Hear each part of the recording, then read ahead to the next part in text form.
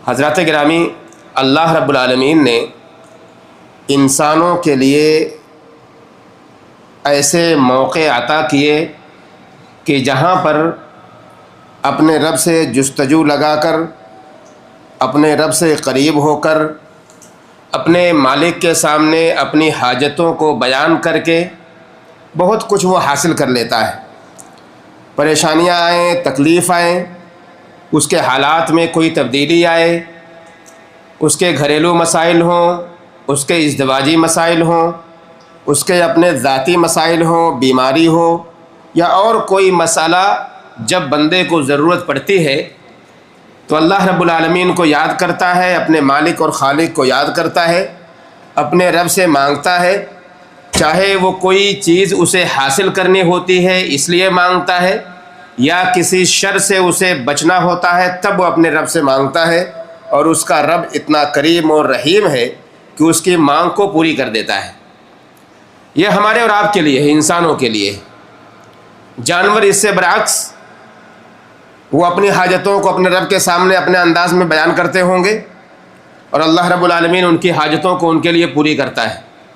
لیکن انسان جو سمجھدار ہے، انسان جس کے پاس شعور ہے، جس کے پاس عقل ہے، جس کے پاس احساس ہے، جب وہ کسی پریشانی میں گھرتا ہے تو اپنے رب کو یاد کرتا ہے، اور خصوصی طور پر جب اسے دنیاوی کوئی ایسی پریشانی لاحق ہوتی ہے جہاں دنیا کے اندر اس کا کوئی چارہ نہیں ہوتا، دنیا والوں سے عاجز آ جاتا ہے، دنیا والوں کے سامنے ہاتھ پھیلا کر تھک جاتا ہے، کبھی مال کی ضرورت پڑ گئی، کسی مساعدے یا تعاون کی ضرورت پڑ گئی، دنیا والوں کے سامنے گیا، اپنے رشتہ داروں کے پاس گیا، اپنے جاننے والوں کے پاس گیا کہ میرا بیٹا ہاسپٹل میں ایڈمٹ ہے، اس کا آپریشن کرانا ہے، 10 لاکھ 5 لاکھ کی ضرورت ہے۔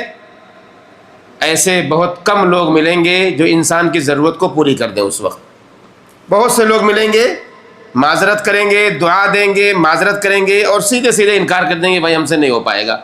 حالانکہ ان کے پاس طاقت ہوتی ہے پھر بھی نہیں کرتے ہیں۔ لیکن انسان جب پوری دنیا سے عاجز آ جاتا ہے، پوری دنیا سے جب تھک جاتا ہے، تو اس کے پاس ایک دروازہ ہوتا ہے، رب کا دروازہ، جہاں سے وہ نا امید نہیں لوٹتا ہے، جہاں سے وہ کبھی اپنے ہاتھ خالی لے کر نہیں واپس جاتا ہے۔ اس کا رب تو ایسا ہے کہ اپنے بندے کے سامنے شرم محسوس کرتا ہے کہ میرا بندہ میرے سامنے ہاتھ پھیلائے اور میں اس کے ہاتھوں کو خالی لوٹا دوں۔ یہ حدیث میں آتا ہے، ان ربکم تبارک و تعالی حی کریم یستحی من عبدہ اذا رفع الیہ یدیہ ان یردہما صفرا، کہ تمہارا رب جو بڑا بابرکت ہے، بڑا اونچا ہے، اعلیٰ ہے، اسے شرم آتی ہے اور بڑا شرمیلا ہے۔ تمہارا رب شرماتا ہے کہ میرا بندہ اپنے دونوں ہاتھوں کو میری جانب اٹھائے، مجھ سے کچھ مانگے اور میں اس کے ہاتھوں کو خالی لوٹا دوں۔ یہ اللہ کو شرم آتی ہے اس سے۔